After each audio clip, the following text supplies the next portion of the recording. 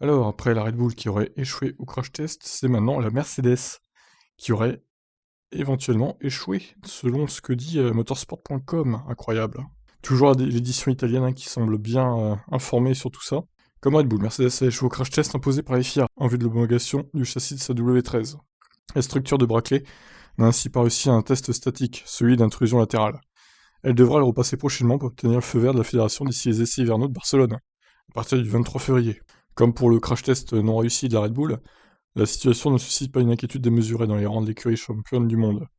James Allison et Mike Elliott, les deux figures de proue du département technique de la marque à l'étoile, ont pris le pari de mettre à l'épreuve une solution extrême pour les flancs de la monoplace, avec le risque d'un échec au crash test en question. Un plan B était déjà prévu pour remédier aux potentiels problèmes et se conformer aux exigences de sécurité, et le résultat de ce test ne devrait, selon toute vraisemblance, pas avoir d'impact que sur le calendrier de l'homologation.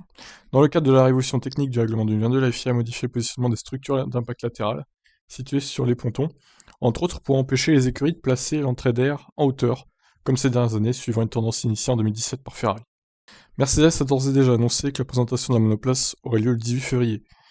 Selon les dernières indiscrétions, la F1, qui devrait être pilotée par Hamilton et Russell, pourrait retrouver une robe argentée, après 2 saisons habillée de noir. Comme pour la Red Bull, elle devrait flirter avec la limite maximum, 3600 mm, en matière d'empattement, là encore, pour maximiser la longueur des tunnels dans le partie arrière, et donc favoriser l'effet de sol. Motorsport Italie souligne en outre, sans tirer de conclusion dans un sens ou dans un autre, qu'alors que Mercedes et Red Bull sont encore dans le processus d'homologation complète de leur châssis 2022, celui de la Ferrari a pour sa part été homologué dès décembre, et sans difficulté particulière. Donc pas d'échec au crash test pour Ferrari, visiblement.